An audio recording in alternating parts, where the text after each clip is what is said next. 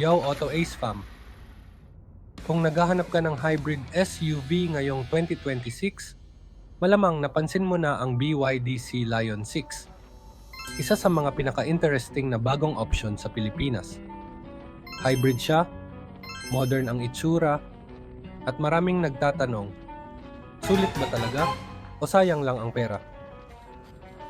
Pag-usapan natin ito ng malinaw. Walang hype, walang overpromise. Let's go!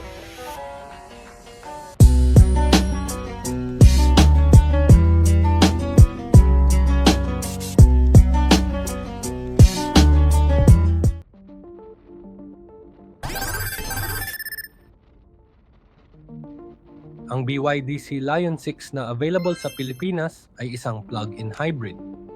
Kilala bilang DMA technology ng BYD.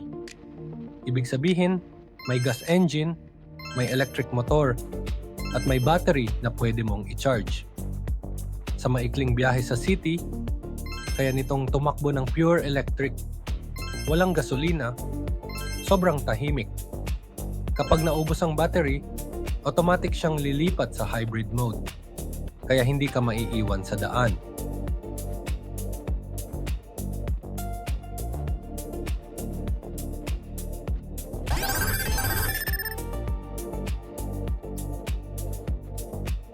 Dahil ito ang main selling point nito. Sa city driving, lalo na kung may home charging ka, malaki talaga ang tipid mo dahil madalas electric mode lang ang gamit. Kung daily ka lang sa bahay-trabaho, bahay-school, dito mo mararamdaman ang advantage ng hybrid. Pero dapat malinaw ito. Kung hindi ka nagcha-charge at puro gas lang ang gamit, hindi mo masusulit ang full potential ng Sea Lion 6. Hybrid siya na dinisenyo para sa may access sa charging, hindi plug and forget.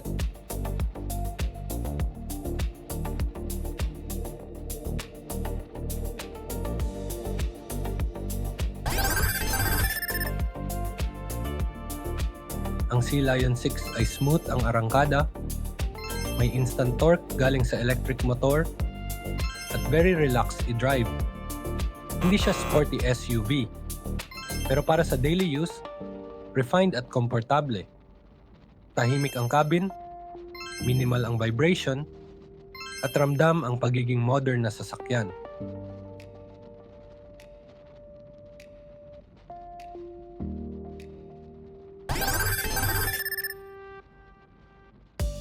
Dito rin siya malakas.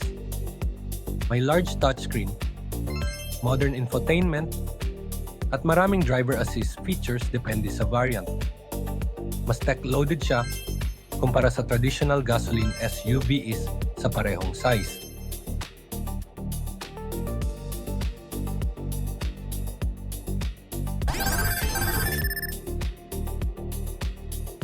As of latest PH market positioning, ang BYD Sea Lion 6 ay mas mahal kaysa sa regular gasoline SUV Espo.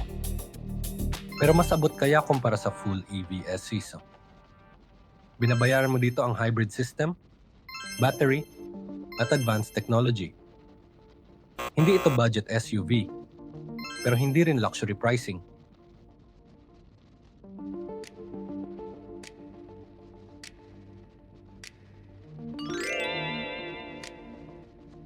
Kung ikaw ay may charging access, mahilig sa city driving, at gusto ng long-term fuel savings, ang BYD Sea Lion 6 Hybrid ay sulit, hindi sayang ang pera.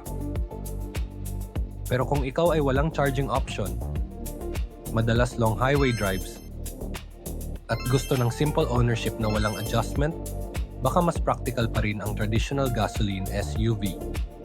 Ang BYD Sea Lion 6 ay hindi para sa lahat, pero para sa tamang buyer, sobrang logical choice siya sa 2026.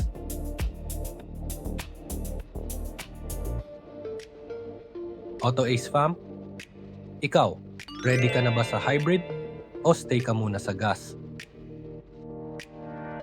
Kung nakatulong ang breakdown na to, please like, subscribe, at ishare mo rin sa kaibigan mong nag-iisip mag-hybrid. Drive safe, drive smart, Thanks for watching.